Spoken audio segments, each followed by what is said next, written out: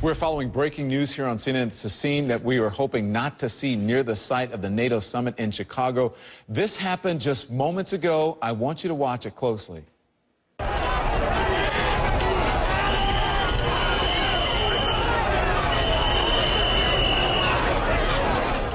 All right, that is Illinois State Police and Chicago PD. Chicago Mounted Police nearby. They are pummeling those protesters. They're fighting crowds of protesters with batons near McCormick Place, where the president is hosting world leaders right now. The crowd was trying to push through the police lines. Protests earlier in the day were quieter, and they certainly are not any longer. They're not quiet any longer. So we've got CNN's Paul Verkaman, who is on the phone now and joins us. He's down in the midst of those crowds. Paul, what are you seeing now where you are? We heard the police saying, "Move west, move west." What's happening now?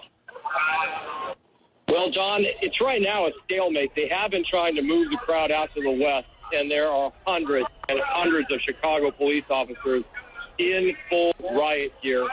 The protesters who were in the intersection about a block and a half away from McCormick Place where the NATO summit is being held have basically just stopped in their tracks. Police are not pushing forward right now. They're not trying to move them out. They have been announcing over the bullhorn, as you said, to move west. It's time to disperse. But basically, we've got a standoff right here now, Don. Hey, the Office of Emergency Management issued a severe weather warning for strong thunderstorms, possibly hail, winds up to 40, 50 miles an hour, heading to the Loop, which is where you guys are. Have you seen any indication of this weather coming through? Because that may stop some of this in its tracks as well. Absolutely, Don. We have seen the skies get dark here as we move into the evening, and we have felt a stray drop here and there. We certainly have heard some of the thunder. So everybody in the crowd right now is clear that the skies could open up, and people have made reference to that. So they are bracing for the possibility of a storm coming soon, and possibly just the change in the weather could loosen up what right now is one colossal knot here at Michigan and Cermak in downtown Chicago. So you said right now it's basically a standoff, and we have seen in waves as we have been watching it's peaceful, and then the cops stand their ground, the protesters stand their ground, and then it moves one way or the other, usually with the police having the upper hand. So this is sort of a lull now, and then it may fire back up as we have been seeing. That's exactly right. We're just seeing a little movement right now to the west of officers in riot gear. Some of them also are state police marked by green stripes on their helmet. I don't know if they're going to loop around, but one thing that's clear that the officers have done throughout the weekend in Chicago is they sometimes will steal off a group of protesters and move them on. And that's a way of picking up the crowd and making sure that it doesn't get too rowdy. But again, the sort of nexus of all this is near Michigan Avenue and Cermak, and you can see the signs, End the NATO war machine of global 1%, et cetera, Occupy signs, some of the black banners waving. But right now, with the exception there is no violence here right now, and some people are sitting in the streets, but the officers in riot gear are not trying to move them out. Yeah. And look, I mean, if we saw down the street, we don't have control of this camera because this is our affiliate WLS that's giving us these pictures. And you saw the line of police officers there. Not only is it Chicago police, there's also the Illinois State Police who are there as well. And some of the confrontations we have seen have been unbelievable. If we can keep these pictures up and then roll some of the other video as well of some of the violent moments that happened just a short time ago and just really caught us by surprise. It's hard to look at people who are getting pummeled like that, but that's what happened on the right side of your screen. And this happened maybe 30, 45 minutes ago when we saw this here on CNN. It is the top of the hour. I'm Don Lemon. You're watching the CNN newsroom. We're following breaking news out of Chicago where there have been some violent skirmishes and back and forth with police officers that you're looking at there to the right of your screen. Happened moments ago. To your left, live, you see police officers who are in combat gear, riot gear, trying to hold back and push back those protesters. Ted Rowlands live on the scene for us. Ted, what are you seeing? Ted Rowland, you there?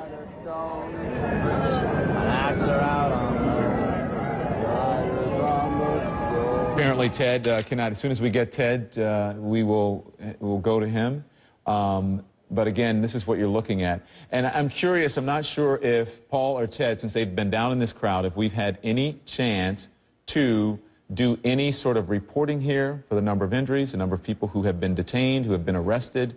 And I would like to know that. And the crowd numbers as well. Ted Rowland's talking now. Again, it seems as though we might be looking at a situation where... Go ahead, Ted. This is a phoner. Okay? Plug me into the phoner line. All right. Tell me to put it in the phoner. So Ted is on the air. He's not sure that he's on the air. And so when we get Ted, for sure, we'll go back. Okay? Thank you. But again, this is live pictures, and this is from Cermak and Michigan Avenue, right near Lake Michigan in Chicago, the South Loop. And it's McCormick Place is where they're holding the NATO summit, and this is not that far away from McCormick Place. So police were trying to push people west. They were saying, move west, which is away from McCormick Place. West would be away from the lake and further into the city. And if they were to go east, they would end up in the lake, north or south. If they were to go south, they'd end up at McCormick Place. So just to sort of give you an idea of where they are in the city. This is as peaceful as we have seen it, as we have been watching these pictures over the last hour or so, maybe a little bit longer here. And you know, these police officers are not taking any you-know-what off of these protesters, and these protesters are angry. Both sides have been standing their ground. As I said earlier, we have the right to take to the streets. We don't have a right to throw things at police officers. We saw buckets being thrown at police officers. We saw water bottles being thrown at police officers. We saw a police barricade being hurled from the protesters into the police officer side. And we've also seen police officers just pummeling people, and we don't know why.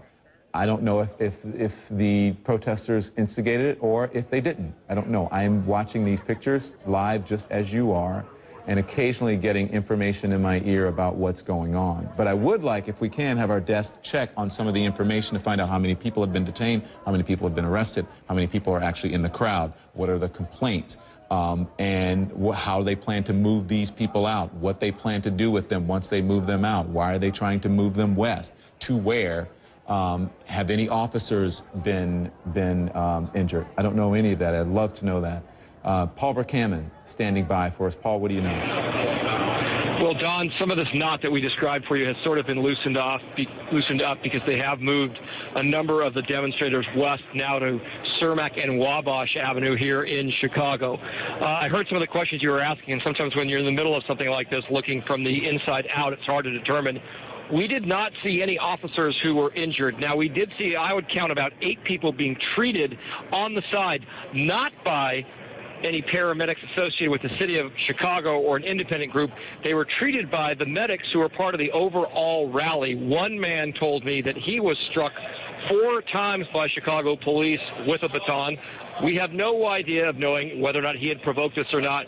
He also said, as you saw earlier, when people started picking up barricades, some people did get smashed.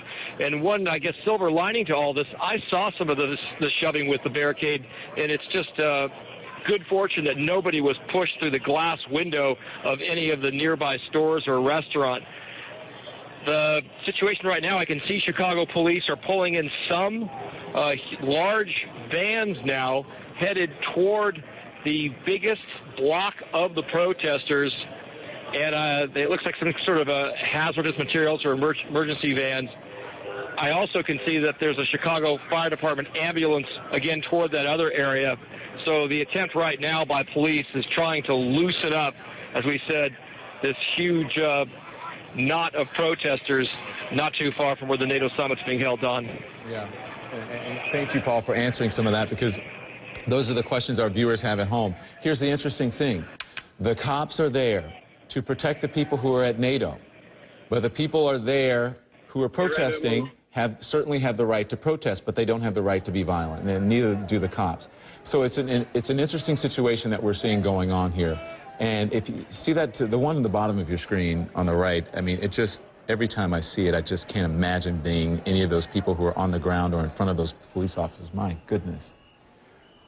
I don't know, does anyone deserve that? So that's what happens when you have these situations. Any sort of summit where you have leaders, anytime you have a major number of politicians who are in town for the conventions. Each convention that I've attended and reported, I remember being in Philadelphia, and there were anarchists and there were protesters, and the situations were very similar to what you're seeing now in that city. And this was back, what, in 2000? I can't remember, 2000 or so. And then anytime there is a convention or something like this with world leaders, with politicians, there are protesters who are angry about one thing or another, and some of it very legitimately. But we are watching this because the violence really has escalated in the last couple of hours, as you can see there on your screen. We want to listen in. This is live from our affiliate WLS.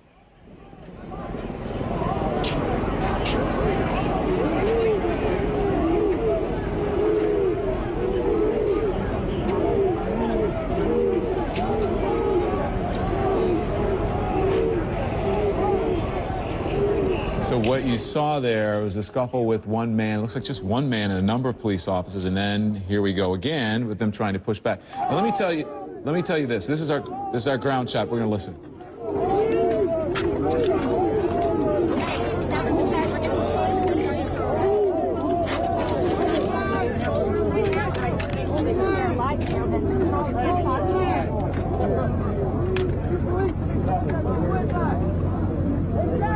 Ted called 1411. Okay.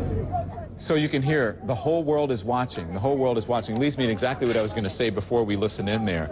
I know the whole world is watching, but I live in Chicago.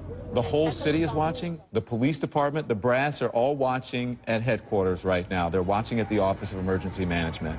And you can better believe they're telling their officers you're being watched. You're being aired live on CNN to mind your P's and Q's. I know that they're doing that. But it does appear that there is some situations that the police officers have either gotten themselves into or that the protesters have forced them to do, either way, that have played out on the screen for people to see, and the videotape will be looked at to see who caused what and what happened.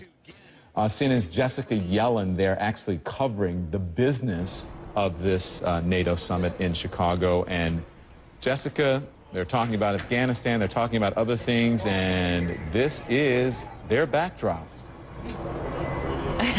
It is, John, and, you know, I have to say it's very quiet here inside the Summit Convention Hall.